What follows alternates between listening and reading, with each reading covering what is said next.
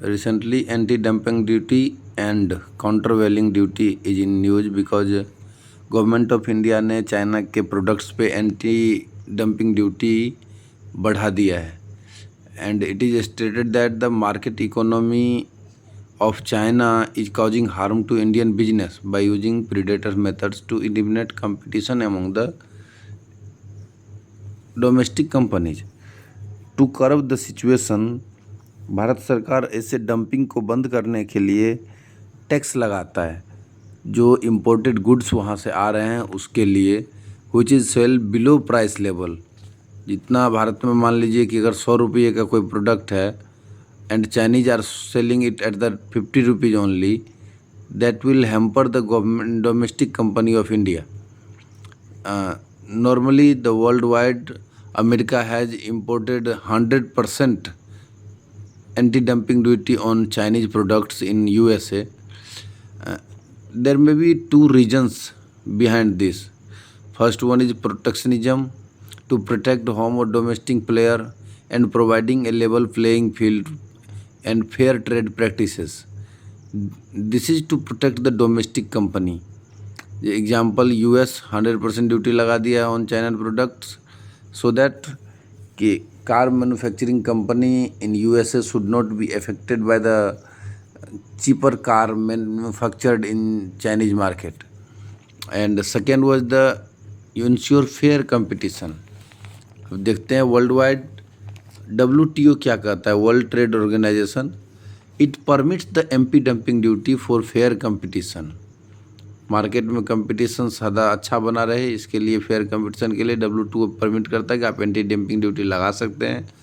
India में body कौन सा है जो एंटी डंपिंग ड्यूटी के लिए काम करता है? DGAD means directorate general of Anti Dumping and Allied duties. It works under the ministry of commerce and industry, जिसके इंचार्ज अभी पीयूष गोयल साहब हैं.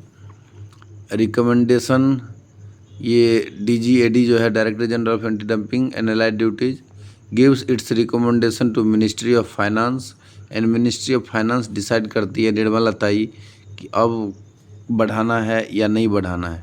रिसेंटली रिकमेंडेशन था 7.5% से 10 to 12% बढ़ाने का. इसके रिगार्डिंग अभी लेटेस्ट न्यूज़ कुछ नहीं मिला है. ADD जब भी बनता है anti dumping duties 5 year validity होती है उसकी, unless revoked earlier. The second term was is related term countervailing duty. Wheel मतलब होता है पर्दा. पर्दा हटा दीजिए. कहाँ से? जो भी प्रोडक्ट्स हम इंपोर्ट कर रहे हैं उसके अंदर अगर सरकार ने सब्सिडी दे के उसको सस्ता बनाया है, इस चीज़ को हटाने के लिए, इस चीज़ को काउंटर करने के लिए जो ड्यूटी इम्पोर्टेड टैक्स लगता है, that is called countervailing duty. Let us see the definitions. A trade import tax that is imposed on goods that have benefited from subsidy in their country of origin. जैसे steel के बारे में news आया कि जो Chinese steel है और वो वियतनाम में मैन्युफैक्चर करके भारत में बेच रहा है, जो कि Vietnamese government is giving subsidy on the steel.